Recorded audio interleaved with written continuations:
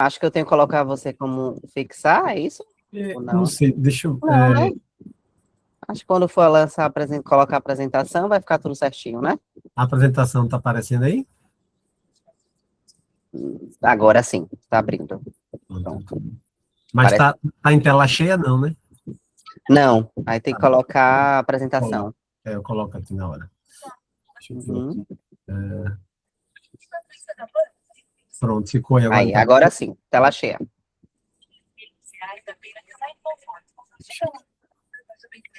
peraí, Deixa eu deixa eu. desligar só o microfone que tá aqui, que tá retornando pra gente. Aqui. Continua aí a tela cheia, a apresentação? Sim, tela cheia. Prontinho, pessoal. Boa noite, né, a todos aí, né, principalmente querendo agradecer aí até pelo dia da semana, né, uma sexta-feira, né, todos aqui, a presença aí de todos vocês aí para compartilhar aqui um pouco, né, é sempre bom trocar informações, né, trocar conhecimento, né. Quero, né, como sempre, agradecer, né, novamente aí ao pessoal do grupo Terapia Acolher, né, a Dani, né, pelo convite, né, pela essa oportunidade de estar aqui com vocês, né. Fico muito feliz em retornar, né, que eu já dei uma palestra, acredito que foi no mês passado, ou foi outro mês, enfim, não me recordo agora, né, e é sempre bom poder conversar, né, com profissionais como vocês, né, eu conheço já uma boa parte, né, de alguns profissionais aí que sempre, né, encaminham paciente ou trocam informações, né, então já tem muita gente aí que eu já conheço de nome, já conheço né, de envios de relatórios, né, de áudios, de mensagem, né, e quero até aproveitar para parabenizar, né, que eu tenho recebido bons feedbacks dos pacientes que eu atendo sobre o trabalho que vocês vêm executando. Bem, gente, para quem não me conhece, né, vou falar aqui um pouco, né, minha formação, né, minha formação inicial ali, ela foi em medicina de família, né, e essa minha formação de médico de família, ela influenciou bastante de maneira como eu trabalho hoje com a saúde mental, né, ela me ensinou a ter um olhar não apenas para um diagnóstico, né, mas para a pessoa, para o seu corpo, para a sua história, né, ou seja, a olhar mais ampliado, né? E isso a medicina de família traz muito, né? Esse olhar ampliado com o paciente, né? Centrado na pessoa e não centrado na doença, não centrado em você rotular aquela pessoa a preencher alguns pré-requisitos para ele se encaixar em algum transtorno, algum diagnóstico, simplesmente, né? Na minha prática com a psiquiatria, eu tento manter esse olhar ampliado que eu trouxe da medicina de família, né? E por isso, hoje aqui, a proposta não é fazer, né, uma defesa de que todo paciente precisa de psiquiatra ou de que todo paciente que vocês acompanham precisa de uma medicação, tá, pessoal?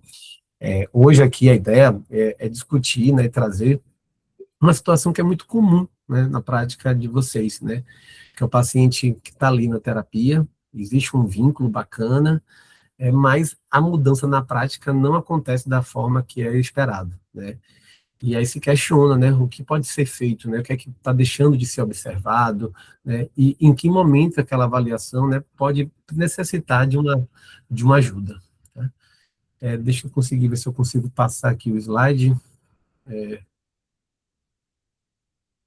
Está aparecendo aí ainda a tela cheia, pessoal? Tá, né? Tá, tela cheia. Tá. Mas no mesmo slide. Tá na tela cheia, né? Perfeito, pronto. Uhum. Tá agora pronto. Mudou o slide? Tá pronto. Bem, Não, no mesmo. no mesmo ainda? Uhum. Peraí, que foi que houve aqui. Deixa eu só voltar aqui, pessoal.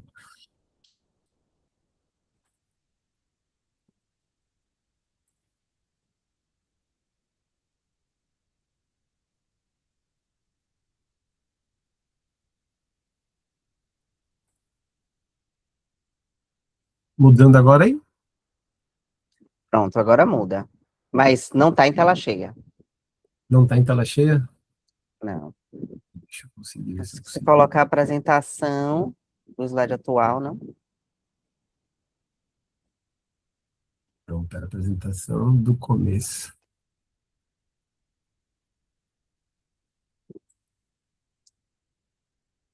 Segundinho só.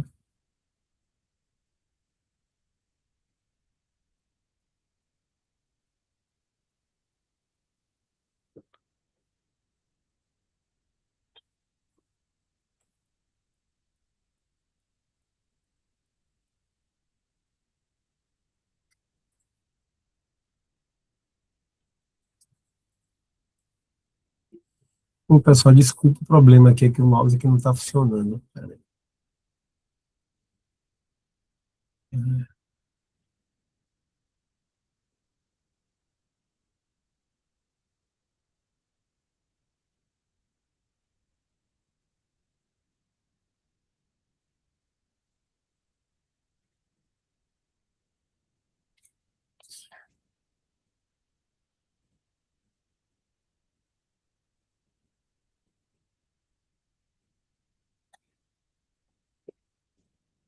Pronto, agora foi aí? Não, agora a apresentação saiu. Saiu? Uhum. Peraí, deixa eu voltar aqui. Passo pela mesma coisa, viu? Nas minhas.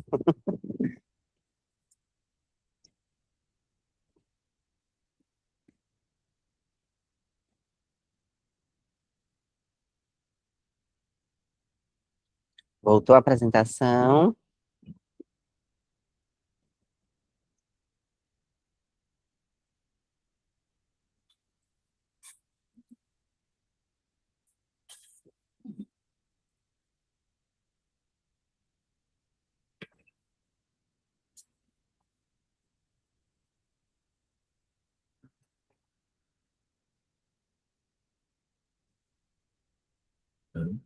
Deixa eu sair e entrar de novo aqui, Dani, só para ver uma coisa. Certo. O Uhum. seguinte, desculpa aí, pessoal, só foi um erro aqui de.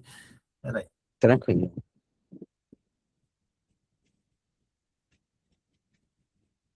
Vamos aguardar um pouquinho. E aí, gente, estão aproveitando aí essa semana, estão conseguindo acompanhar. Já soube, a Aline tá aqui, já soube que a aula foi muito boa, Aline. Quero assistir, viu? Incrível, os retornos aqui das meninas, dos meninos, foi muito Uhum, positivo e foi uma experiência maravilhosa, foi muito bom. Eu aproveito para te agradecer o espaço, a uhum. parceria e a confiança, viu? Foi bom demais. Claro, se você puder, assista, mas saiba que você estava lá comigo o tempo inteiro. Ah, com certeza. Que bom. Eu vi os retornos, eu vi os feedbacks, né, ali no grupo. Foram bons, muito Uhum. bons. E se algo se movimenta para alguém, já vale a vida, né? Com certeza, com certeza. Obrigada, Muito bom, Dani. Aline. Parabéns, viu? Obrigada, Ednilson Dani. vai comprar a Obrigada. mentoria de. Ah, yeah. Um aluno já. Maravilhoso. Seja bem-vindo. Só vem. É, só Obrigada, vai, obrigada. viu? Que eu sei que tá, como diz o Rodrigo, puro suco do conteúdo aí. Foi uma semana inteira, né? É. E, e vamos em frente. Uhum. Pessoal, para quem está chegando agora, doutor Patrick teve um probleminha na. Ele voltou. Deixa eu ver se ele já está aqui. Ele ia sair da reunião da live e vai voltar. Ele teve um probleminha ali com a apresentação. Aí, pronto.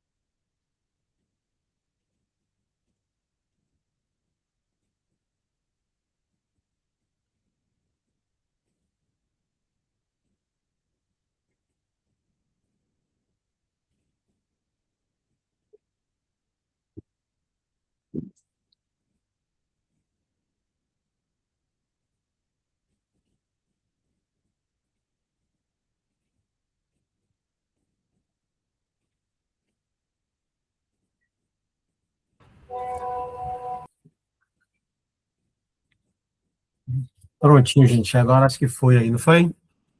Foi. Pronto. Desculpa aí, Uhum. pessoal. Tranquilo. Acontece. Bem, gente, então voltando aqui, né? Como eu estava falando, né? Uma coisa comum, né? Eu trouxe aqui esse tema, né? Que é uma coisa talvez na prática comum de alguns, né? De vocês aí no dia a dia, né? Quando o paciente faz terapia, mas não melhora, quando é hora de ampliar o olhar, né? Como reconhecer fatores que dificultam a evolução, né? A construir um cuidado mais integrado, né? Em relação à psicoterapia, em relação ao cuidado ao paciente, né? O título ele traz uma frase que provavelmente aqui todos nós já pensamos em algum momento, né? O paciente está ali fazendo a terapia, mas não melhora, né?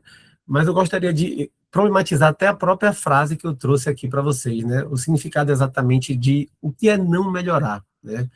Significa que os sintomas continuam, significa que o funcionamento não mudou, que os sintomas continuam, né, que o funcionamento não mudou daquele paciente, que o paciente compreende a situação, mas ele não consegue mudar, não consegue intervir, mesmo que a psicoterapia faça com que aquele paciente desperte uma percepção corporal, uma percepção do seu próprio eu, uma percepção da situação, mas mesmo assim, mesmo com o trabalho da psicoterapia, mesmo com essa percepção, ele não evolui, né?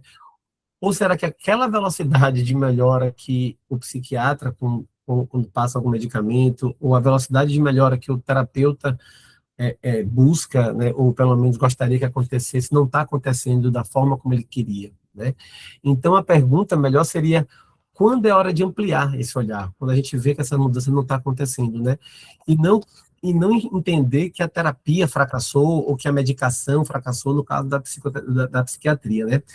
Encaminhar esse paciente para uma avaliação, muitas vezes, ela não significa que está se declarando que a psicoterapia falhou ou que não importa mais para aquele paciente que, ó, você está tendo uma evolução que não melhora, não tem jeito, você percebe, mas aí depende só de você, né? Não deve ser encarado dessa forma, né?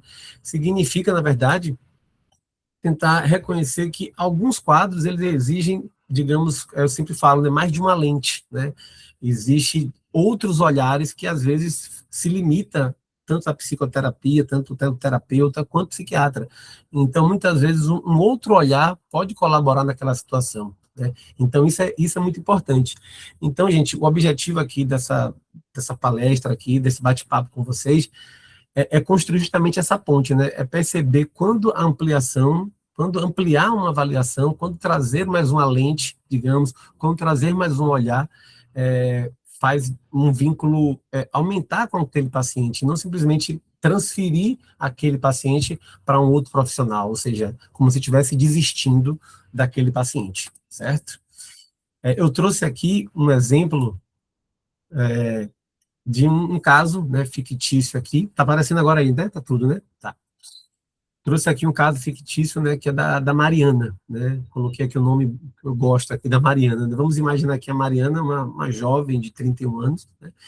Ela está em psicoterapia já há 8 meses e chegou com um quadro de ansiedade, um quadro de tristeza, um quadro de irritabilidade, né, de baixa energia durante o acompanhamento, né? E que durante o acompanhamento vocês conseguem, né, passar com que a paciente gere uma compreensão dos seus padrões, ela compreende melhor esse padrão, ela reconhece os gatilhos que estão ocasionando aquilo, ela reconhece o que está causando as suas mudanças de comportamento, né? E isso, sem dúvida, já é uma grande evolução dentro da psicoterapia, né? Fazer com que a paciente reconheça.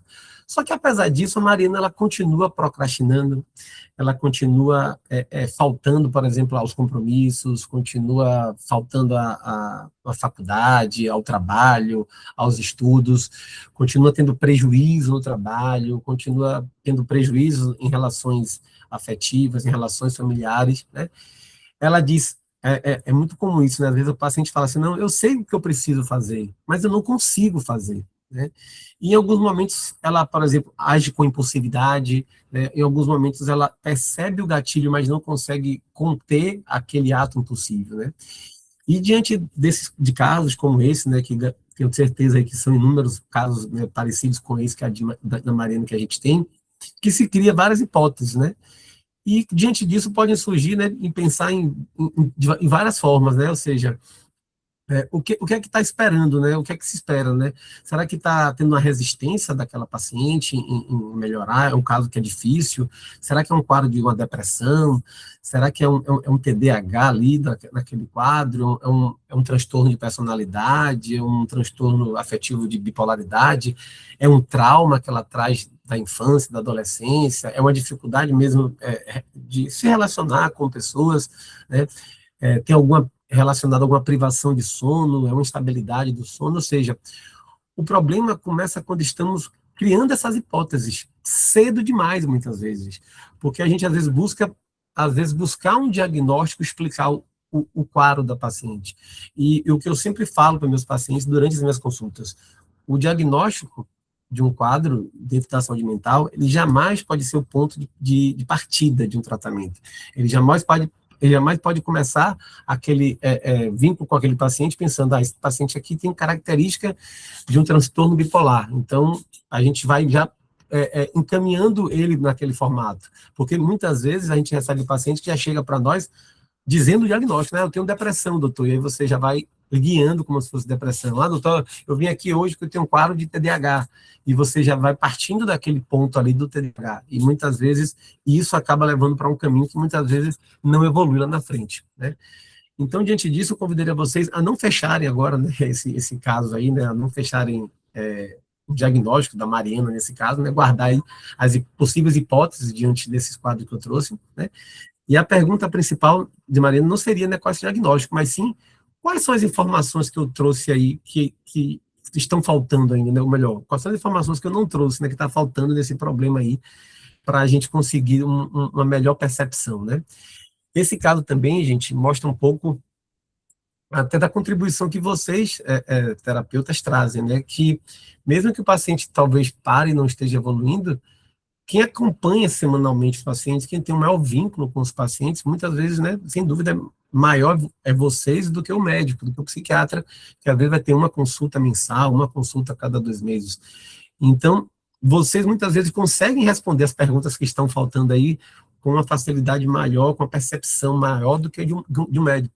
Porque vocês vão conseguir, por exemplo, perceber mudanças do estado de um paciente desse ao longo de uma consulta para outra.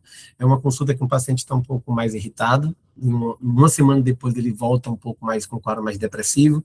Então, vocês conseguem acompanhar de forma muito mais longitudinal e avaliar aquele momento daquele paciente.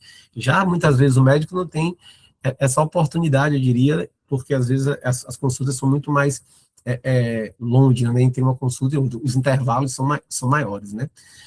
Então, gente, eu trouxe aqui, né, o que significa, nesse contexto, né, que a terapia não estava avançando, né.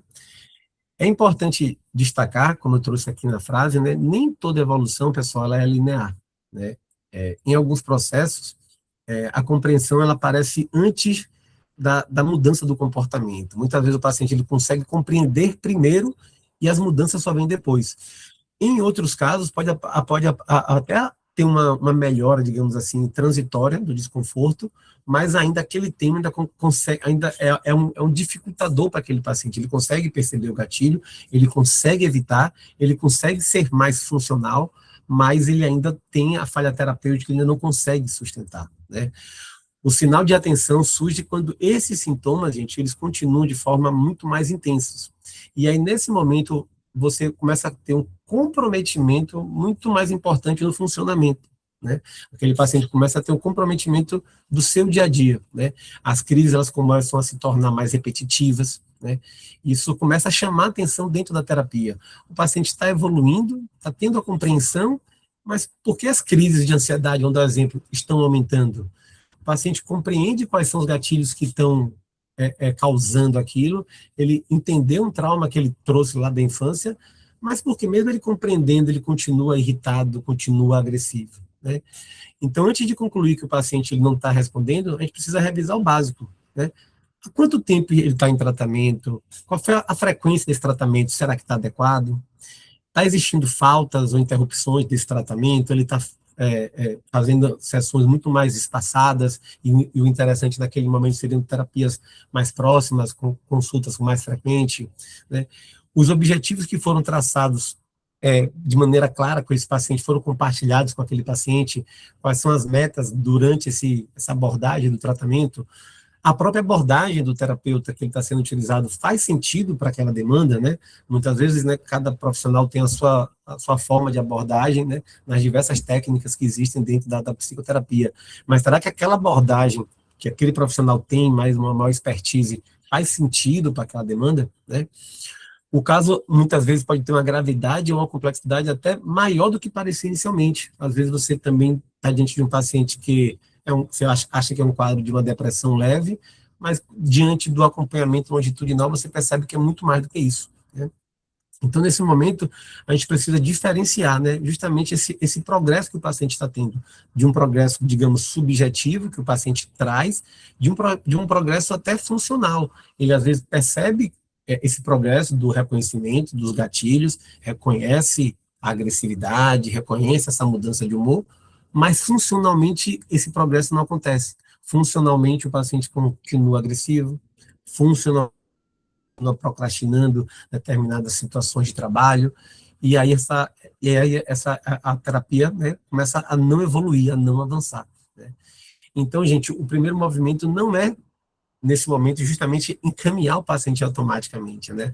É sempre o que eu falo, é revisar o próprio processo, né? Ou seja, revisar a sua técnica, revisar o processo do que está sendo abordado, revisar qual é o objetivo que está sendo traçado naquele trabalho que está sendo feito com aquele paciente, né? E como eu falei do início, né? E lembrar que nem toda evolução ela é linear, ou seja, o paciente ele pode ter uma melhora, e às vezes pode voltar a ter uma piora, às vezes situações que ocorrem podem alterar esse funcionamento de evolução linear que a gente espera que aconteça, né? E aí eu trouxe aqui para vocês 5 perguntas, né, que eu gosto muito de usar para justamente ampliar esse olhar, né, e trazer com que, tente fazer com que vocês, buscando com essas perguntas, ampliar o seu olhar no sentido de que será que aquele paciente vale a pena encaminhar, né? E aqui são essas aqui que eu trouxe, né? Gosto muito até eu faço isso muito comigo quando estou diante de alguns pacientes. Esse mapa aqui, que primeiro é o diagnóstico, a formulação clínica que foi traçado, explica o quadro daquele paciente, ou seja, o que vocês estão pensando de diagnóstico, de hipótese, tudo aquilo ali se encaixa dentro daquele transtorno o qual vocês estão sendo trabalhados, né? E por isso que eu falei lá atrás, né? A gente nunca deve partir sempre do diagnóstico durante o tratamento de um paciente, porque muitas vezes você vai se esbarrar diante disso, né? Aquele diagnóstico, a formulação, não está encaixada diante do que você está vendo. Outra pergunta que sempre eu faço é: existe alguma comorbidade psiquiátrica, além daquela que foi objetivada, que foi diagnosticada? Por exemplo, um paciente, ele pode ter mais de um transtorno. Os transtornos, eles podem coexistir. Você pode ter um paciente que tem um quadro, por exemplo, que é um TDAH, né, que é um transtorno do neurodesenvolvimento, e esse paciente que tem um transtorno do neurodesenvolvimento, ele na sua fase adulta, por exemplo, ele pode ter um quadro de depressão. Então você tem ali dois transtornos convivendo em uma pessoa. E às vezes você está dando um foco na depressão ou um foco no TDAH, e aquele paciente tem ali 2 situações. Uma outra coisa que às vezes também é comum é um paciente que teve um trauma na infância, um trauma no seu período da adolescência, está na fase ali da fase adulta, revivendo aquele trauma, mas ele está vivendo agora essa fase adulta com o uso de substâncias, por exemplo. E às vezes aquele comportamento não se explica pelo trauma apenas do passado.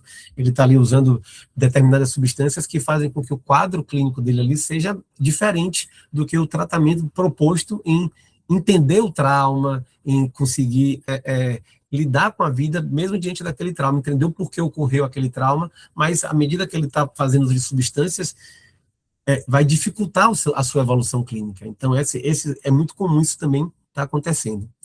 Terceira pergunta aqui, existem condições clínicas ou fatores do estilo de vida interferindo?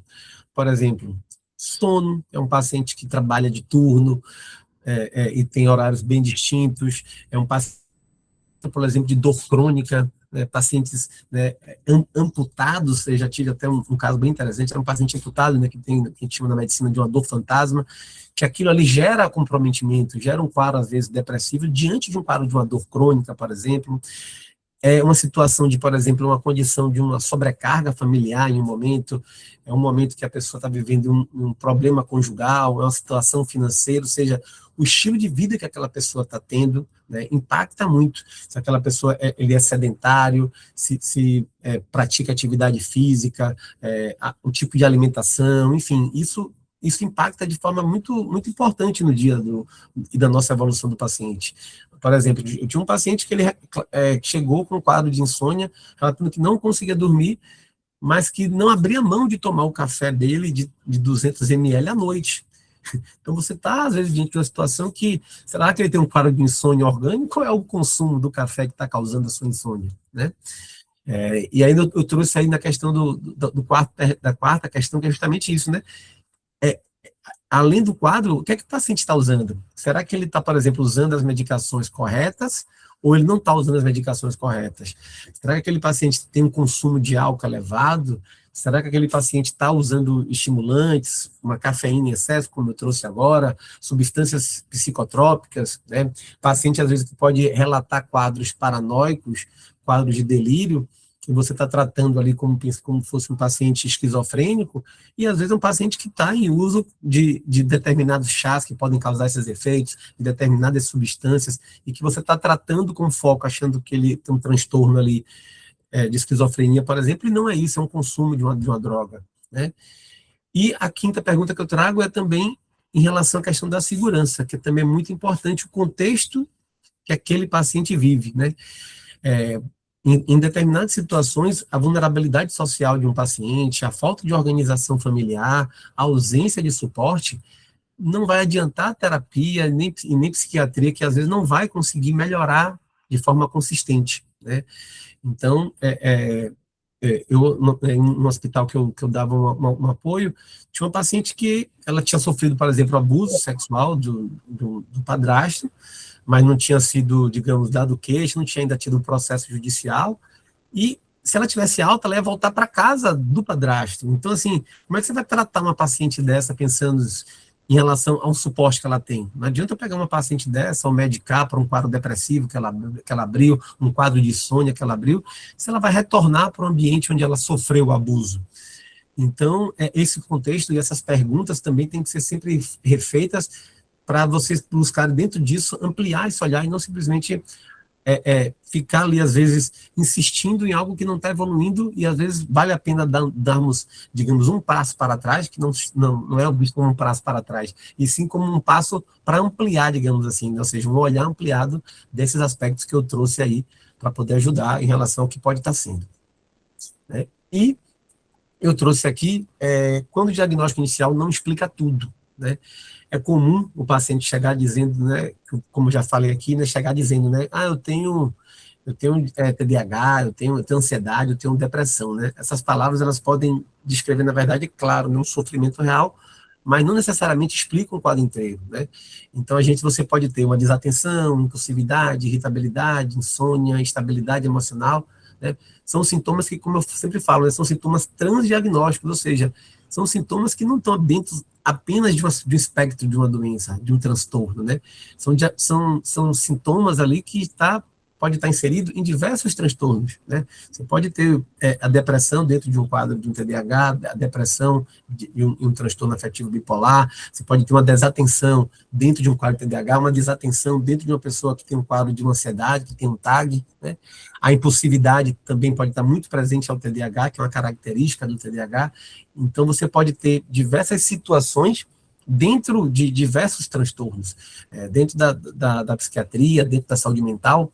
A gente não vai encontrar, como a gente encontra na medicina, digamos, na medicina mais clássica, né, um sinal, um sintoma que aquilo ali, se o paciente tem aquilo ali, fechou esse diagnóstico, pertence àquilo ali.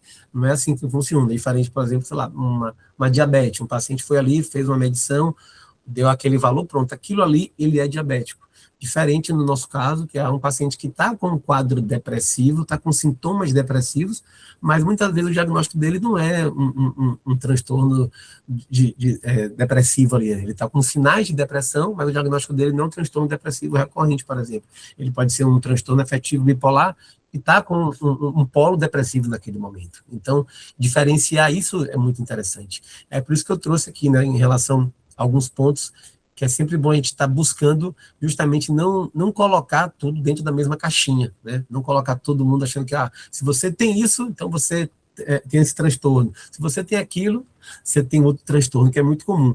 E uma coisa que eu sempre gosto também de trazer é quando o paciente chega nas consultas, na primeira fala do paciente, a gente já percebe algumas coisas.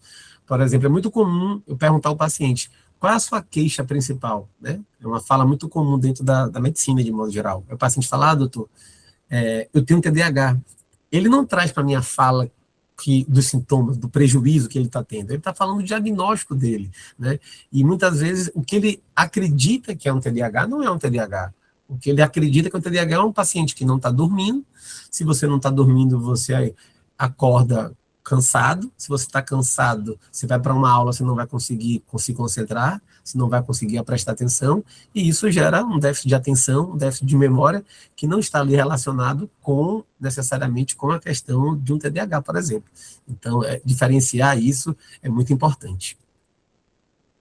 Bem, gente, eu trouxe esse slide aqui, não queria nem trazer, porque só um slide como esse aqui poderia aqui falar talvez a noite inteira, né? Mas eu trouxe aqui apenas aqui como um exemplo, tá? Para não querer muito entrar nas questões aqui do transtorno de personalidade e da diferenciação, em alguns casos, principalmente entre o transtorno de personalidade e os transtornos de afetivo bipolar, né? Mas só para vocês entenderem, né, por que as respostas de alguns fármacos, eles diferem tanto em situações distintas, né? Eu não vou aqui tentar resumir, tá, gente? Aqui eu coloquei alguns pontos aqui do transtorno bipolar, né? E alguns fazer pontos... uma pergunta? Pode, claro. Sobre a questão do TDAH que você trouxe. Eu tenho uma paciente aqui mesmo do Acolher. Ela sofreu abuso sexual por 7 anos do padrasto. E ela tem um laudo de TDAH, mas ela tem tantos problemas que fica bem confuso de diferenciar se ela realmente tem esse TDAH ou se algo que acaso os traumas dela que levou ela para esse lugar a ter essas questões. Isso é muito comum, sim. Essa abordagem que você está dizendo, porque muitas vezes a gente cabe aí uma investigação até da infância, mesmo porque o TDAH, como eu falei, né, é uma doença, é um transtorno no neurodesenvolvimento. Então, assim, né, tem que rever o diagnóstico, né? Hoje em dia o TDAH é muito comum as pessoas trazerem esse diagnóstico de TDAH, e ainda há uma certa, digamos aí, algumas escolas falam sobre o TDAH no adulto, algumas outras não trazem essa possibilidade de TDAH no adulto, pelo menos não como primeira hipótese de diagnóstico. Ela tem que idade, essa sua paciente? Ela tem 21, ela é bem jovem. Então, assim, para se diagnosticar TDAH em pacientes adultos, requer uma temporalidade de um acompanhamento interessante. E também uma fala, muitas vezes, dos pais. Né? Quando a gente não tem isso, diagnosticar TDAH em adulto pode sim criar uma hipótese diagnóstica, mas muitas vezes não é a primeira hipótese, tá? Porque existem diversos outros fatores que são mais comuns de um déficit de atenção do que simplesmente dar o diagnóstico do TDAH. Não estou dizendo que ela não tenha, tá? Mas é uma coisa que tem que ser revista muitas vezes. Entendeu? Voltando aqui, sobre esse slide que eu estava dizendo aqui, gente, eu falei, não vou tentar resumir aqui o transtorno bipolar e nem o transtorno de personalidade, que eu trouxe aqui apenas como exemplo o transtorno narcisista, tá? Inclusive, não é raro esses dois transtornos se coexistirem, tá?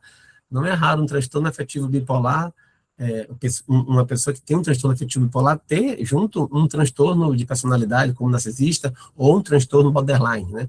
Eu vejo que eu recebo até muitas dúvidas de alguns colegas de vocês, falando sobre isso. Doutor, paciente, será que tem transtorno borderline? Será que ele tem transtorno bipolar, né? Que são duas entidades, né, dois transtornos que têm características muito comuns e muitas vezes pode até ter as duas juntas, né? É óbvio que cabe uma avaliação, avaliar a temporalidade, avaliar outras coisas, que não é o nosso tema aqui, não é a nossa proposta nesse momento, mas eu trouxe esses dois casos aqui porque eu achei interessante, né?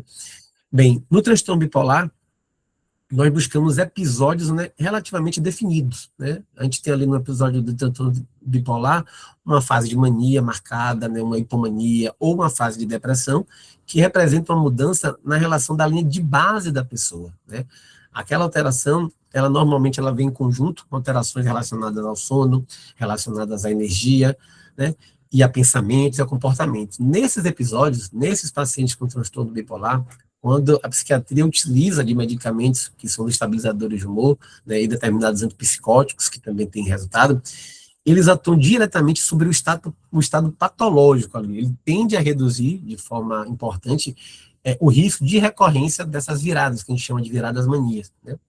Entretanto, já no transtorno de personalidade, né, nós estamos falando ali mais de um padrão persistente que abrange muito mais uma percepção, uma regulação emocional, relacional, né, que normalmente está acompanhado ali desde a infância até a vida adulta, né, e são padrões que normalmente têm origem multifatoriais, né, pode mudar em relação dentro do contexto, dentro do momento da vida daquela pessoa, né, não se trata simplesmente de escolhas, né, que as pessoas às vezes acham que o narcisista ou borderline são escolhas, não, são comportamentos que às vezes tem dentro dele ali, que vem desde a infância e que muitas vezes são difíceis. E a medicação, ela pode ser útil para sintomas associados a essas comorbidades, né? O que eu quero dizer com isso? Na literatura, nos principais guidelines que existem de tratamento, não há medicação, digamos assim, primeira linha ou padrão ouro, digamos assim, para tratar, por exemplo, um transtorno de personalidade. Não existe. Entretanto, a gente pode sim utilizar medicamentos para tratar ou para amenizar certos sintomas associados em pacientes de transtorno de personalidade borderline, de personalidade narcisistas, a depender do transtorno que ele traz e do sintoma que ele traz naquele momento. Então, isso é muito importante, porque muitas vezes a gente está buscando, dentro de uma medicação, achar que aquela medicação vai resolver a vida daquele paciente, e dentro de transtorno de personalidade, isso não vai modificar. Tá? Pelo menos até hoje não tem nenhuma medicação que atue no transtorno de personalidade em si. Ele pode atuar no sintoma associado àquele transtorno naquele momento. Ou seja, uma pessoa narcisista ou uma pessoa com transtorno borderline pode viver um momento depressivo, onde fecha ali critérios para uma depressão. Porém, a medicação não é para o transtorno de personalidade, e sim para aquele momento, para aquela fase que ele está vivendo. Tá? Então, isso é interessante trazer aqui, porque muitas vezes algumas pessoas me perguntam sobre isso. O transtorno de personalidade borderline, por exemplo, pode ser tratado como estabilizador de humor. Na literatura, a gente não viu grandes benefícios, tá? A gente não viu grandes respostas nisso, diferente do transtorno bipolar, que quando a gente utiliza, há uma resposta melhor. A Vânia aí levantou a mão? Isso, boa noite a todos. Desculpa, eu só consegui entrar agora que eu estava com uma paciente. Tá me ouvindo bem? Sim, pode falar. Tá. Eu quero fazer uma pergunta, porque assim, eu tô com uma paciente, inclusive, que ela tem foi diagnosticada aí com bipolar, e ela tem a ludopatia, né, um transtorno aí do jogo já há mais ou menos 2 anos aí que ela vem no vício aí dos jogos. E a minha pergunta é, o remédio, né, que ela está fazendo uso, que é o Bupion, e agora o médico entrou com lítio para ela, tá? Mas ela ainda permanece ali com a questão do jogo, né? Uhum. Ela não está avançando aí nesse ponto enfim, do ímpeto ali por jogar. Eu vi, e já tenho tido outros pacientes com a questão da ludopatia, que são os casos mais desafiadores que, para mim, pelo menos, tem acontecido. Eu queria muito ter olhar nesse sentido, e se os colegas também estão enfrentando isso, né, enfim, então é muito nesse quesito aí pontual. Obrigado pela pergunta, Vânia. O que a senhora trouxe é bastante atual, diria, né, principalmente aí nessa pós-Copa do Mundo. Em relação à questão da ludopatia, né, que vem sendo, cada dia que passa, bem marcante, eu moro aqui em Salvador, aqui teve um caso até de um ato de suicídio de um jovem, que eu até conhecia, inclusive, que foi justamente por questão da prática de vício de jogos, e isso está acarretando mais comum do que as pessoas pensam, né? Está tendo muitos problemas, e isso está, cada dia que passa, aparecendo um pouco mais na mídia, inclusive está até levando situações de questões judiciais, onde está sendo não tão incomum pacientes até marcarem consultas com o psiquiatra para buscar um laudo que tem a questão, né, do transtorno do jogo, para, com esse laudo, conseguir um reembolso do dinheiro perdido, né? Isso aí entra em questões judiciais, é uma coisa um pouco até complicada, enfim, né, que aí levaria também uma palestra inteira.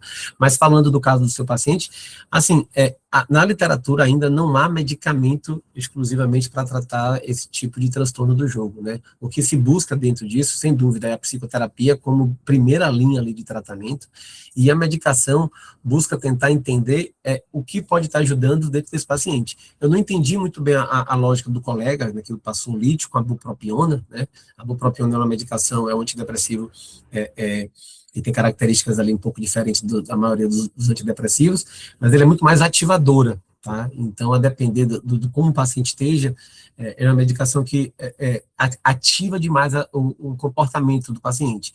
E ele está colocando o lítio ali, não sei se ele teve esse diagnóstico do transtorno afetivo bipolar. A questão do lítio, só para trazer no seu contexto, né, para a gente também não se alongar, tem que também fazer o processo que a gente chama de litemia. Muitas vezes a introdução do lítio, quando ela não é mensurada, você não sabe se aquele lítio está tendo efeito terapêutico. Normalmente, o protocolo de se utilizar lítio prescrever o lítio, o paciente já sai com a litemia, que é o quê? Que é medir, verificar a taxa do lítio, se ele está dentro do valor terapêutico. Ela já vai fazer o exame, sim, ela vai fazer. Isso, aí tem que ver se chegou, se não chegou, tem que aumentar o lítio. A questão do lítio é que ela é uma medicação que o limiar de malefício e o limiar do benefício é uma linha muito tênue, então é uma medicação que você tem que solicitar a medicação, entrar com a medicação e fazer a litemia. Aumenta a dose, solicita a litemia, porque pode gerar facilmente uma insuficiência renal grave de paciente precisar fazer diálise. Então, muitas vezes, tem que verificar até que ponto está essa litemia dele. Se está fazendo em dose terapêutica, tem que aguardar para verificar se esse comportamento dele se responde. E só para concluir, verificar se nessa questão do jogo dele, se ele oscilava. Se, por exemplo, se a fase que ele estava jogando era uma fase que ele estava do transtorno afetivo bipolar em uma fase de mania, ou se era também dentro de uma fase de depressão. Se ele estava dentro dessas duas fases, a gente poderia colocar aí que ele tem até 2 transtornos distintos, e não apenas um transtorno só. Porque o comportamento de jogo, ele é uma característica dentro do transtorno bipolar, porém, dentro de uma fase de mania, e não de uma fase depressiva. Então, tem que verificar se ele estava fazendo uso do jogo em todos os contextos ou não. E também tentar entender, que é muito comum nesses pacientes, verificar que se o retorno ao jogo foi por uma questão financeira real ou por uma questão de prazer. Né? Tem muitos pacientes que isso, entendeu? Então, também tem que buscar isso. Mas é um caso muito interessante, mas dentro desses casos, tem muita coisa a se explorar, porque realmente são casos complexos, que não é simplesmente isso. Tem paciente que, por exemplo, hoje em dia, com essa nova lei, só para concluir, me procuram porque querem um lado para querer ter o dinheiro de volta. Não procuram uma consulta para tratar. Marca uma consulta assim, doutor, eu preciso de um laudo que eu tenho vício em jogo. Ele não me procura para, doutor, me trate do meu vício em jogo. Ele quer o laudo para entrar na justiça, para ter a questão do benefício. Então, são casos desses aí que são hoje muito na atualidade, como você trouxe, né, ainda mais nesse contexto de Copa do Mundo, mas que a gente pode até trazer um tema até interessante, eu preparar uma aula sobre isso aí em outra oportunidade. Obrigada. Voltando aqui, pessoal, então, esse olhar é bem interessante, tá, de vocês entenderem que esses transtornos podem coexistir e que, às vezes, os psicofármacos podem estar agindo de uma forma diferente em contextos diferentes. E quando os transtornos coexistem, fica mais difícil ainda de ter essa percepção. Né? Em um ponto aqui, né, que me ajudou bastante, né, na minha experiência como médico de família, que eu trouxe aqui esse slide, é justamente para trazer isso. Né? A medicina de família contribuiu muito para mim, com um olhar muito mais ampliado, e entender duas coisas que são bem distintas. Né? Nem todo sintoma emocional, pessoal, tem origem exclusivamente psicológica, tá? Então, às vezes, você tem um paciente ali que tem um sono extremamente fragmentado, é aquele paciente que tem o que a gente chama da apneia do sono, né? Que tem interrupções ali durante o sono, né? Que ele chega na terapia completamente irritado, completamente desatento, ou chega na terapia com baixa energia, com muita perda de motivação, desânimo, e aí se pensa, esse paciente está com quadro depressivo, não está conseguindo dormir, será que é uma ansiedade? E não. Às vezes é um transtorno de uma doença, de uma questão ali pulmonar, de uma questão de uma frequência cardíaca, de uma questão de uma via aérea estreita, né, e que não é um sintoma psicológico, entendeu? Uma outra questão também que é muito comum é paciente que estão com quadro de anemia, né, ou com alterações de tireoide, alguma deficiência nutricional, né, que trazem ali manifestações que são semelhantes a um quadro de, estou muito fraco, não estou querendo sair de casa, estou sem apetite, e quando você vai buscar ali, está tendo alteração de um hipotiroidismo, está com anemia grave. Já tive um caso de um paciente com anemia grave, chega com HB, com uma hemoglobina de 7, 6 ali, que já estava precisando de transfusão, e estavam achando que era uma garota jovem, bem jovem, estava achando que estava com quadro de depressão, que não queria ir para a aula, que só queria ficar deitada, mas não, ela tinha um quadro ali, tinha uma deformidade, um transtorno no sanguíneo, que gerava essa anemia. E o problema dela não era uma questão psicológica, né? Era uma questão ali de uma doença hematológica, né? Entretanto, pessoal, isso não significa também, né, isso é mais até para a parte médica, né, que solicitar uma bateria de exames, né, para atirar para todos os lados, como dizem, né, é uma opção, né? Então todo paciente vamos pedir hemograma, vamos pedir colesterol, vamos pedir hormônios, né? Não é bem por aí. É óbvio que você tem que analisar cada caso para também não fazer uma iatrogenia médica, né? Pedir exames desnecessários, né? Então, é sempre bom entender esse contexto, né? Outro contexto também que deve ser verificado durante as sessões é justamente a questão da sobrecarga ocupacional, né, do cuidado da família, da violência, dos conflitos, né, que aquele paciente vive. Por exemplo, um paciente que às vezes está com algumas características de paranoia, anda na rua com medo, mas quando você olha, o paciente reside em uma área dominada pelo tráfico, onde para ele chegar em casa, ir e vir, ele tem que ficar atento, ele tem que se identificar, ele tem aquilo ali no seu dia a dia. Então, aquele paciente tem um contexto social ali que é muito preocupante, ou então um contexto ocupacional, no caso de, por exemplo, de pessoas que trabalham com a segurança pública, um policial que anda armado e que tem medo de, quando não está trabalhando, está ali em uma situação que, se descobrirem que ele é policial, ele corre um risco de vida maior, por exemplo. Então, essas pessoas acabam desenvolvendo certas questões que o que está ali por trás são outros fatores, e não necessariamente uma questão psicológica que vai estar resolvendo, é uma situação do contexto que ele vive, né? Então, por isso que é sempre importante a gente ter esse olhar ampliado, né? E parar de que, é uma palavra que eu ouvi até um psicólogo falar isso, de psicologizar toda manifestação clínica, né, toda manifestação física, né, achar que tudo tem uma questão de psicológica, né, e da mesma forma que a parte médica, né, parar de patogenizar, ou seja, biologizar todos os sofrimentos relacionados a esses históricos e ao contexto, né. Bem, pessoal, além das condições clínicas, né, existem outros fatores que frequentemente são superestimados, né, que é aquilo que o paciente já está utilizando, né, que eu falei até anteriormente, né. O objetivo, né, de vocês, terapeutas, né, não é, obviamente, né, interpretar a farmacologia, saber a farmacologia de tudo, né, que os pacientes usam, não é bem por aí. Mas, sem dúvida, o papel de vocês é perceberem essas mudanças, né, que são relevantes justamente no processo do tratamento, onde há a parceria entre o psicólogo e o psiquiatra, né. Algumas perguntas simples ajudam bastante, né, a entender um pouco. Por exemplo, quando você com um paciente, né, perguntar ao paciente, né, está tomando a medicação da forma regular que o médico prescreveu, né? Já aconteceu situações de eu prescrever medicação de manhã, o paciente tomar à noite e está tendo insônia. E aí chega na terapia, e vocês que estão com contato mais próximo com o paciente, e às vezes checar, e aí, você está tomando conforme o médico passou? Aí o paciente fala, não, eu tomei de manhã, não me dei bem, passei para tomar à noite. Pô, você falou com o seu médico? Não. E está com insônia. Então, às vezes, essas questões dentro da consulta de vocês, é importante também ter esse olhar, né? Verificar se o paciente interrompeu a medicação quando houve uma melhora, né? Isso é muito comum, principalmente em transtorno afetivo bipolar, que muitas vezes ele chega na consulta na fase depressiva, né? O bipolar normalmente não chega na fase de mania, chega numa fase depressiva, um psiquiatra ali não teve não fez um estudo mais longitudinal, não fez um retrospectivo do paciente, coloca um psicotrópico ou coloca um antidepressivo, o paciente entra na fase mania e some. Então, isso é muito comum. A Aline aí levantou a mão. Aline? Não? Então, a gente também precisa perguntar sobre Oi, automedicação. doutor.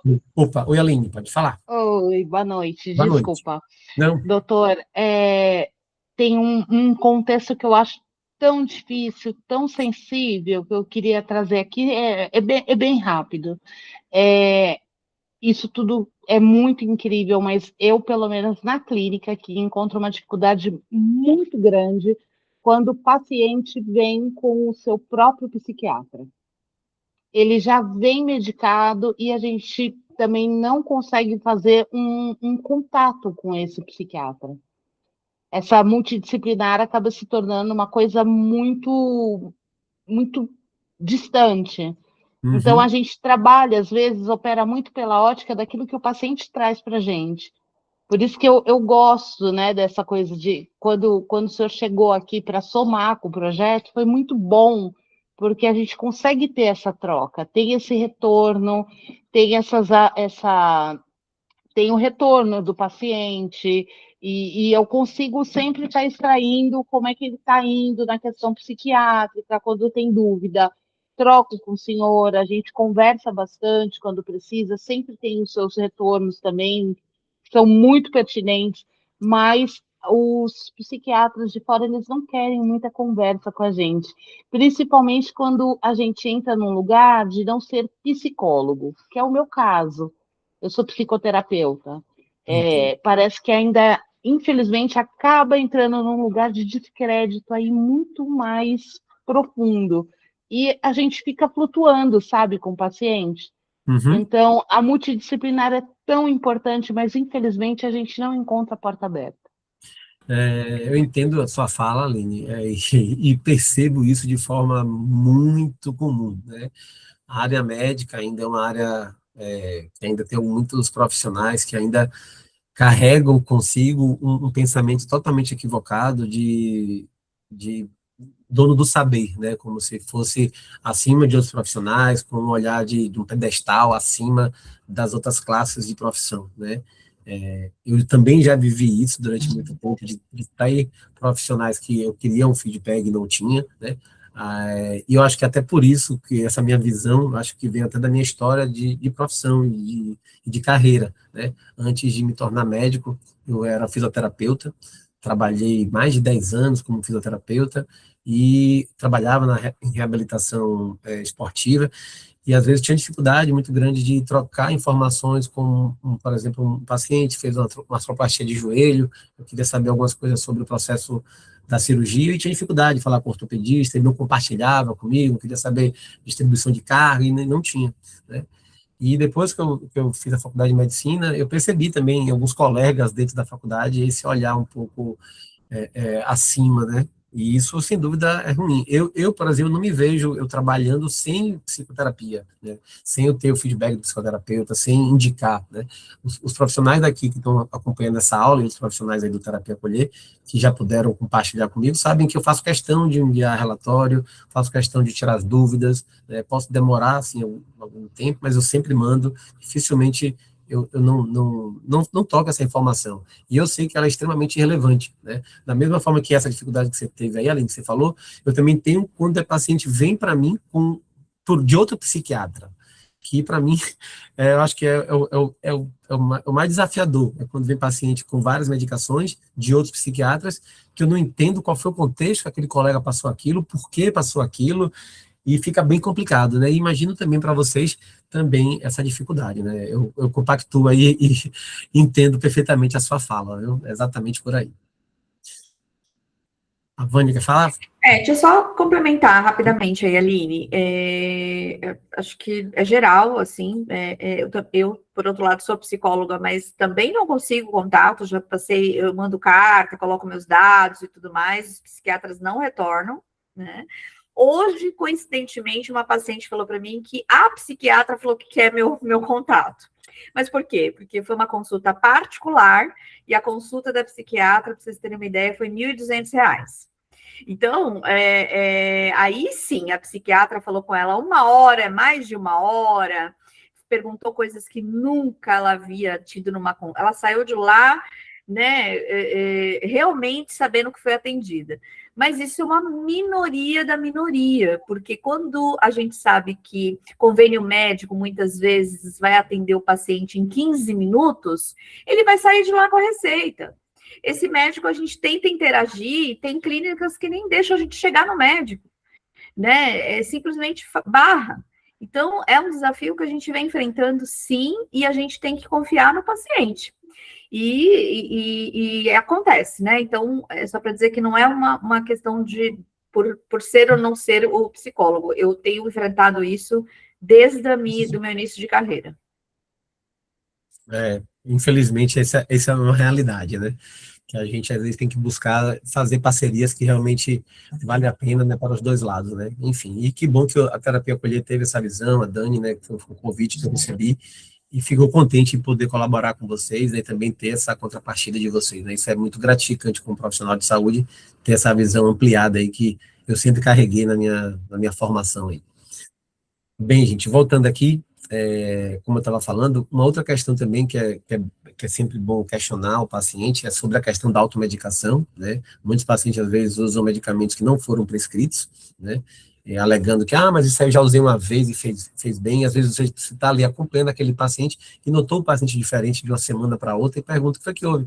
Essa semana eu usei tal remédio que uma vez um psiquiatra me passou, que um colega me passou. Então, são coisas que ali, às vezes, servem para verificar o que está acontecendo, né? Outra questão também, como já dito anteriormente, né, verificar de uma forma, não com uma postura moralizante, mas a questão do uso de substâncias, né, que é muito comum, e aquilo para o paciente pode ser uma questão cultural, uma questão que ele normaliza aquele uso, e ele não entende que aquilo ali afeta, né? Eu atendo muitos pacientes que, por exemplo, com o uso de canabidiol, né, de cannabis, né, fumando, e fala, não, doutor, eu sempre fumei, e minha vida foi sempre assim, e não quer largar, não tem intenção de largar. Então, pessoas que consomem álcool, não, toda noite eu tomo ali uma taça de vinho, que criaram esse mito de que uma taça de vinho faz bem para o coração, né? Um grande mito isso, né? Nenhuma dose de álcool ela é benéfica em termos de saúde fisiológica, né? E aí, às vezes, é difícil, né? Então, às vezes, verificar essas situações, né? E o paciente, às vezes, tem que fazer escolhas, por mais que sejam difíceis, escolhas. Como até eu trouxe aqui, né, excesso de cafeína. Foi esse paciente que veio para mim, falando que ele não ia abrir mão do copão dele cheio de café à noite, e queria que eu tratasse a insônia dele. Então, é complicado. Então, revisar essas questões é importante trazer, né? Uma outra questão que é muito comum, que eu também trouxe aqui, que é o uso contínuo dos benzodiazepínicos, né? Que são as medicações das receitas azuis, né? Que são os Rivotril, né, que é o clonazepam, a prazolam, diazepam, e também entrou na questão da receita azul o Zolpidem, né, que é muito comum hoje em dia, que às vezes o uso dessas medicações, eles geram muita dificuldade cognitiva, né, isso são medicações que elas são proscritas para uso contínuo, proscritas para usar ali mais do que 30 dias, né, e a gente não vê isso, muito pelo contrário, né, pacientes hoje usam Zolpidem e desaprendem a dormir, pacientes usam clonazepam, Rivotril e desaprendem a manter um grau de ansiedade normal ali, enfim. Então, esse tipo de comportamento, muitas vezes, dificulta bastante o tratamento. Então, se o paciente não tivesse essa questão desses fatores farmacológicos ali revisados e vistos, né, fica complicado. E, às vezes, por isso que essa questão, muitas vezes, o encaminhamento para um psiquiatra é interessante,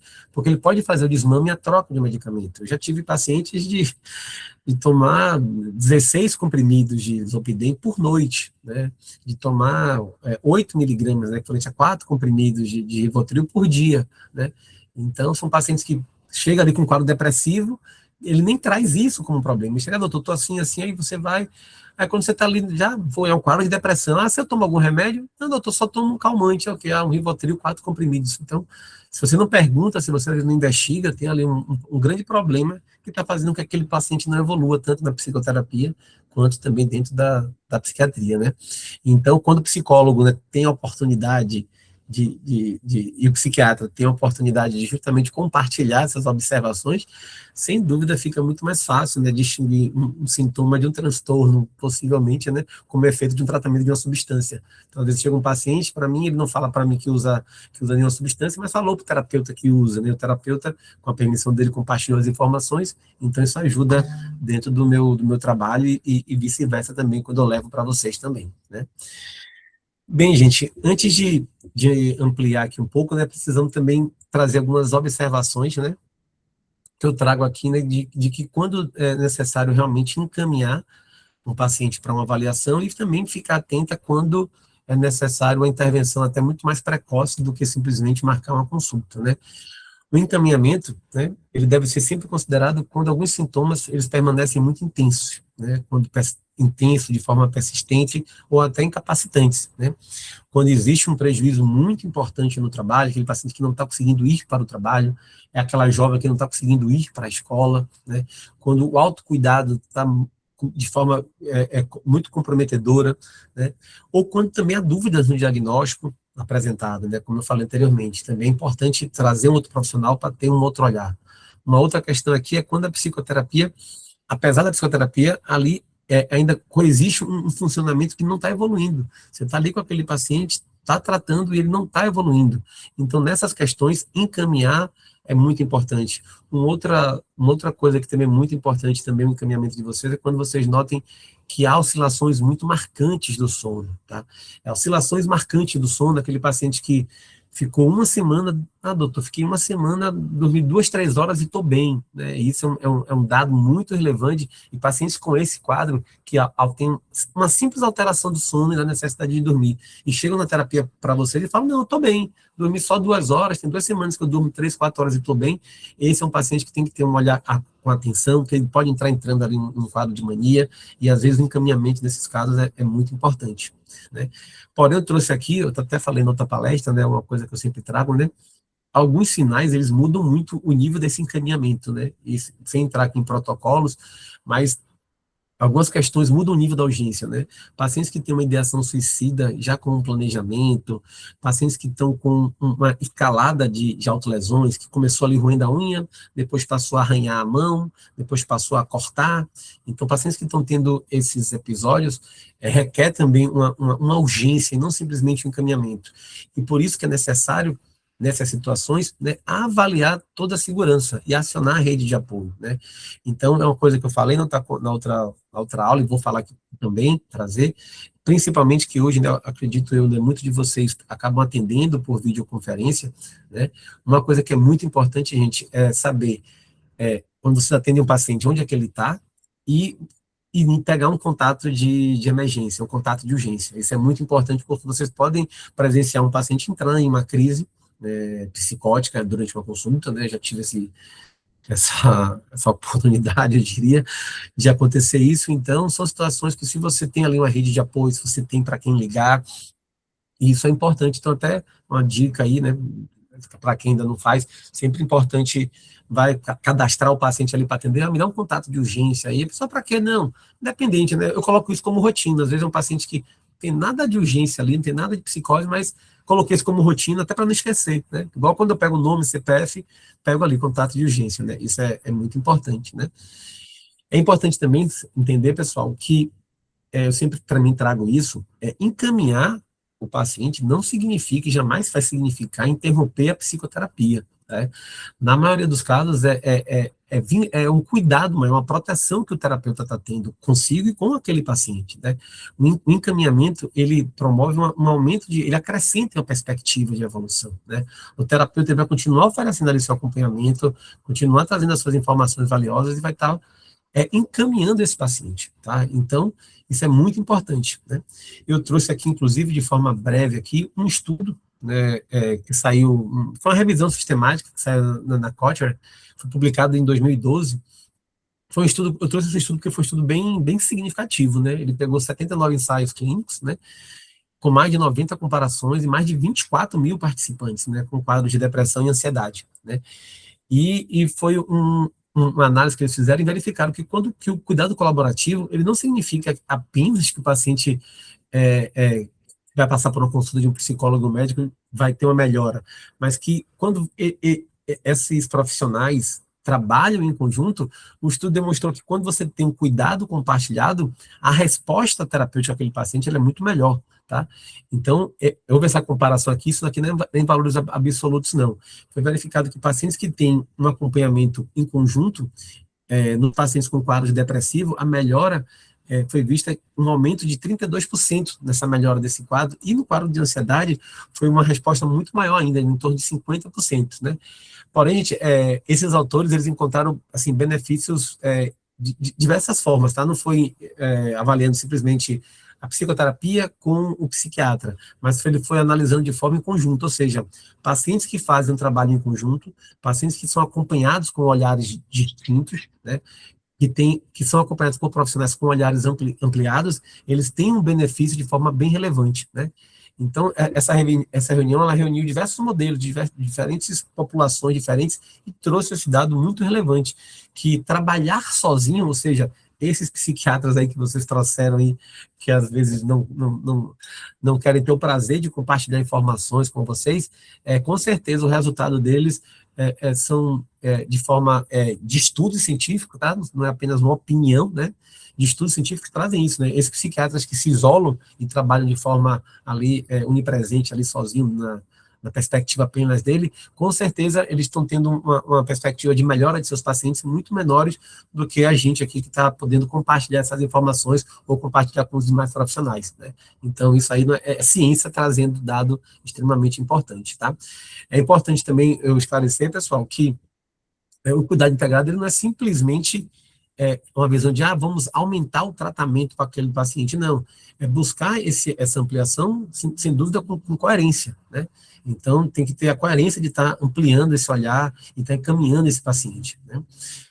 E também, gente, só voltando aqui, é importante também trazer o seguinte, esse estudo não quer dizer que todo paciente que vocês acompanham precisam de medicação ou precisam de uma avaliação psiquiátrica, tá? Esse estudo está trazendo que, em determinadas situações, né, quando há uma necessidade e há o trabalho em conjunto, o benefício ele é muito mais real, muito mais substancial do que um trabalho isolado da psicoterapia ou um trabalho isolado da psiquiatria. Mesmo porque esse mito de que sempre que você vai para um psiquiatra ele vai passar remédio, não é real. É óbvio que tem profissionais e profissionais, né?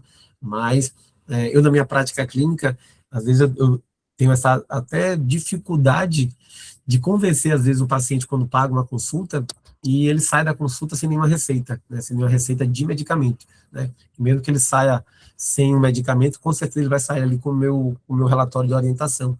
E às vezes o paciente fica, poxa, paguei minha consulta aqui, cara, e você não vai passar um antidepressivo, e você não vai passar um remédio para dormir, então isso para a gente também é complicado fazer com que o paciente entenda que naquele momento ali não foi necessário ele usar, então tem que ter essa visão também.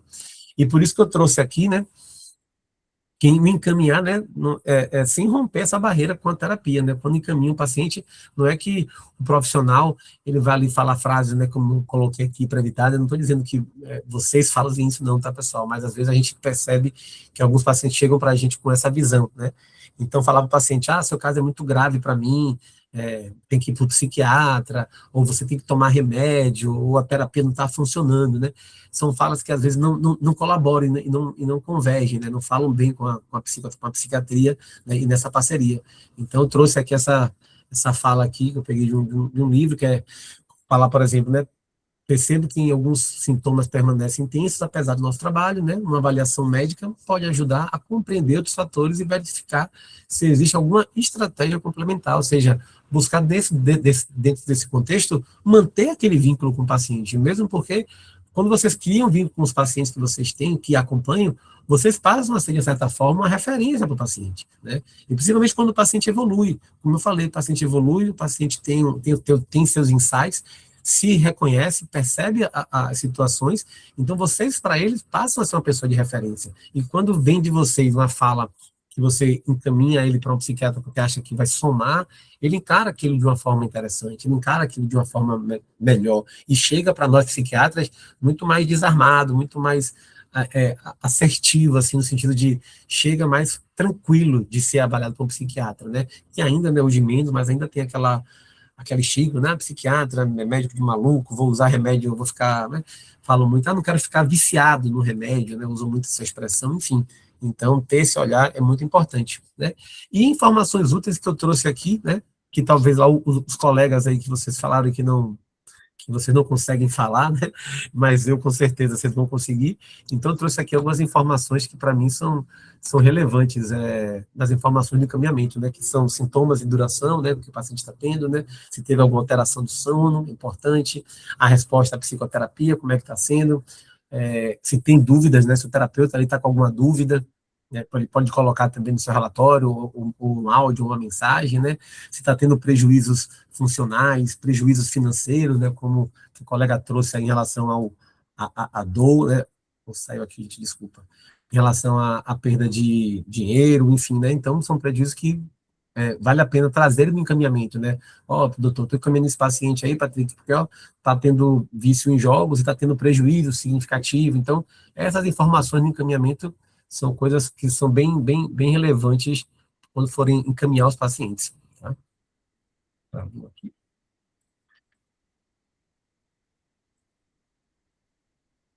Bem, e voltando aqui, pessoal, né, aquele caso lá da Mariana, que eu trouxe lá, né, talvez não vão lembrar tanto aí, mas voltando aí ao caso dele, né, a questão ali do que eu trouxe, pessoal, para eu iniciar a palestra falando do caso justamente da Mariana, não foi para trazer para vocês que vocês pensassem meramente no diagnóstico da Mariana, mas sim trazer para vocês trazerem elementos que estão faltando para fechar esse diagnóstico, né? Ou seja, reconhecer o que está precisando ainda de mais elementos para a gente fechar aquele diagnóstico da Mariana. Então, verificar, né? As oscilações que ela trouxe, ela ocorrem em episódios definitivos, né? Ou são reações mais breves, né? Ou seja, são coisas que ele sustenta durante semanas, a oscilação de humor, ou são coisas que relacionadas a uma frustração, a um episódio. Isso muda demais no diagnóstico, né? Quando a Mariana dorme menos, por exemplo, ela fica cansada porque ela dormiu menos, ou ela fica com a maior energia, mesmo dormindo menos, continua ainda com bastante energia. Quando a Mariana traz que ela está desatenta, com dificuldade de aprendizado, de organizar, essa desatenção, ela está desde a infância ou surgiu agora, né?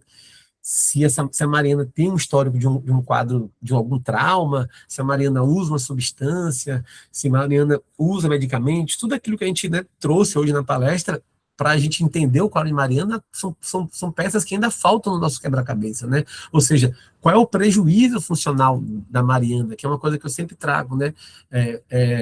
Apenas acrescentando aqui, muitas vezes as pessoas falam, doutor, eu tenho um quadro de ansiedade, eu sou ansioso, eu sou depressivo, mas muitas vezes pode ser uma característica aquela pessoa ser ansiosa e aquela ansiedade dela não gerar um prejuízo, é apenas uma característica. Da mesma forma que tem pessoas que, por exemplo, têm um perfil que são mais tímidas, mais caladas, mas aquela timidez, aquela pouca fala, não gera um prejuízo, por exemplo, na relação interpessoal. Ele tem amigos, mas é mais reservado. Então, essas coisas são importantes também para a gente não achar que viver qualquer característica da pessoa é um transtorno, né? E a gente acaba tendo que ter cuidado para não ter esse viés de trazer sempre isso, né? A Mariana aqui, por exemplo, que eu trouxe, né, talvez ela possa ter um transtorno que se beneficie, sim, com o tratamento médico, né, porque ela traz aqui algumas informações, porém, talvez não, né, então, não necessariamente o transtorno dela vai precisar de uma medicação, ou vai precisar de uma avaliação psiquiátrica. Muitas vezes, essas perguntas que eu trouxe aqui do que está faltando para avaliar a Mariana, talvez, se dentro de uma consulta dentro da psicoterapia forem respondidas, muitas vezes podem gerar ali uma resolução do caso, uma facilidade da resolução, e com essas respostas, vocês consigam evoluir o caso e nem precisam encaminhar aquela paciente. Então, esse olhar ampliado dentro dessas incertezas que o paciente traz, muitas vezes já são suficientes para montar esse quebra-cabeça aí das Marianas da vida e trazer uma perspectiva melhor de resposta. E trazendo aqui, pessoal, né, para consolidar aqui, né, eu trouxe aqui cinco mensagens finais aqui que eu acho importante deixar, né, dessa palestra aqui, que é jamais reduzir o paciente, né, um diagnóstico, né, como eu falei, o diagnóstico, ele não pode ser o ponto de partida, não pode ser o paciente, né, o diagnóstico, ele é ele tá ali no nosso caminho, né? O diagnóstico ele vai ser construído, né? Ele jamais pode ser o nosso ponto de partida, jamais pode ser o ponto de chegada. Ele ali é uma situação que tem que ser levada extremamente em consideração, mas jamais pode ser definido simplesmente como diagnóstico, né? Não interpretar que toda dificuldade não interpretar que toda dificuldade como resistência, né? Às vezes você vai ter pacientes que vai ter aquela dificuldade, mas às vezes não é o paciente que não quer evoluir, né? É nesse momento ampliar esse olhar, né? Principalmente quando vocês atendem muito adolescente, né? Quem atende adolescente aí deve sofrer um pouco disso, né? Aquele adolescente que vai para a terapia não porque ele quer, mas porque os pais querem, né? E isso é muito comum. Observar também, né, padrões e durações, né, dentro do contexto também é uma coisa muito importante, né, que eu trago também como uma mensagem aqui, né, observa tudo isso, né, a duração daquela situação, qual o contexto que ele está, um paciente que está sempre irritado, qual o contexto que ele está irritado, por que ele está irritado, onde é que ele mora, o que é que ele faz, então essas coisas são muito importantes, né.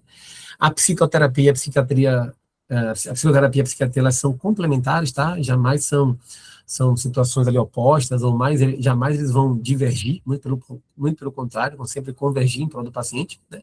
E como eu sempre digo, gente, encaminhar é ampliar o cuidado, jamais encaminhar é abandonar ou desistir do paciente, o seu caso, a psicoterapia não vai resolver, tem que tomar remédio, tem que ir para psiquiatra, enfim, jamais ter essa visão, né? E termino aí com essa mensagem aí, né, que trazendo, saiu aqui, trazendo essa mensagem final para vocês, agradecendo aí mais uma vez a Dani, né, o pessoal do Terapia Acolher, sobre essa oportunidade aí de trazer para vocês aí sobre, falar um pouco, né, e trazendo essa mensagem ainda que quando diferentes profissionais compartilham as informações, né, e objetivos, né, o paciente, ele não recebe apenas mais tratamento, né, sem dúvida ele recebe mais cuidado, né, de forma mais coerente, no caso. E é isso, pessoal. Espero que tenham gostado, espero que eu possa contribuir, né, em outros momentos. Aí eu sei que acabei falando demais, aí passou do tempo aí, eu falei até com o Dani que ia ser uma palestra mais curta, de 30 minutos, e aí já são 8h20 da manhã, ou 8h20 da noite, e gostei muito das perguntas, aí espero ter colaborado com alguma coisa aí com vocês aí. A gente que agradece, acho que pelos comentários aqui, né,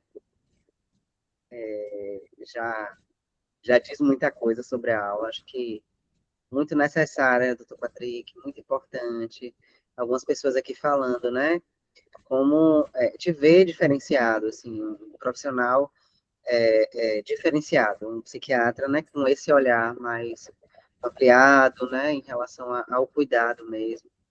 Então, a gente agradece muito pela generosidade, né, de estar aqui, compartilhando esse conteúdo, que é de grande valia, acho que conversa muito com muitas lives, né, que eu trago também ali no Café com Terapia, acho que a nossa visão é muito semelhante.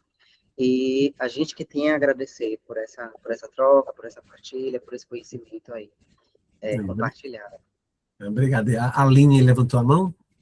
A Aline levantou a mão. Oi, doutor. Levantei para agradecer pela aula, agradecer, sobretudo, pela parceria e dizer que é uma alegria trabalhar com um profissional como você. Viu? Obrigado, Aline. Obrigado. Acessível, educado, humanizado, de uma grande troca, e de uma importância, assim, que não tenho nem palavras para expressar, porque no final o que a gente quer é que o paciente fique bem, né? Com certeza. Então, todos nós temos essa mesma vontade, né? E é muito bom poder compartilhar a vida e a clínica com o senhor, viu? Obrigada. Muito obrigado. E queria também aproveitar e agradecer aí, eu vi muitos elogios aí, muitas palminhas aí, é muito gratificante ver isso, né? Enfim, né? Eu gosto muito de compartilhar informações, sempre trouxe dentro da minha profissão esse olhar humanizado, esse olhar ampliado. Eu trabalhei durante muitos anos em unidade de saúde e via como as pessoas, às vezes, são maltratadas, né, eu diria assim, né, de modo geral, né, principalmente na saúde mental, né. Eu trabalhava em unidade de saúde como médico de família, onde eu comecei minha trajetória médica, e era curioso que eu via os pacientes que eram atendidos no CAPS, que eram praticamente renovações de receita, né, a saúde pública já é precária, E a saúde mental, ela é muito mais precária ainda, né? Então, eu começava a perceber que a saúde mental dentro do serviço público, e a partir dali que começou a me despertar o interesse, que eu via pacientes que estavam completamente desassistidos, né? E acham que apenas tem uma estrutura como o CAPS, que no papel é interessante, na construção ali é interessante, mas na prática, infelizmente, o que é praticado naqueles CAPs, né, na sua grande maioria, não são condutas que deveriam ser hoje valorizadas, né, muito pelo contrário, né, faltam profissionais qualificados, um estabelecimento como o CAPS da vida, você tem que treinar desde a recepcionista, desde o porteiro, desde a menina da faxina, desde de profissionais que queiram fazer a diferença, porque trabalhar com saúde mental é realmente diferenciado.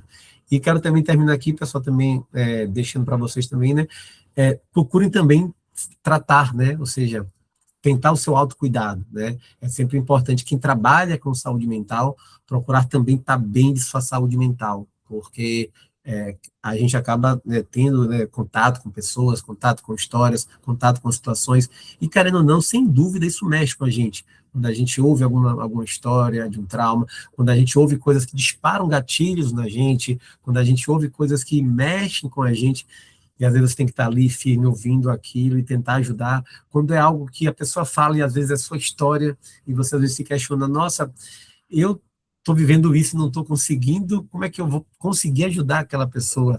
Então, às vezes, não se coloquem nessa situação de se questionar isso, porque é totalmente diferente. Não é porque você não está em uma solução, está com algum problema, está em um quadro depressivo, está em um quadro ansioso, está em alguma situação clínica que você não pode contribuir com aquela pessoa, tá? São situações distintas, onde você tem que ter um olhar por alguém, né? Da mesma forma que você está olhando para aquele paciente, naquela sua situação, alguém que tem que olhar para você, não é porque você é psicólogo, terapeuta, psicanalista ou psiquiatra que vai se automedicar ou se autotratar ou fazer uma autoterapia, né? Não se deve, né? Busquem ajuda com colegas, com profissionais, que a gente cuida dos outros e outras pessoas também têm que cuidar da gente.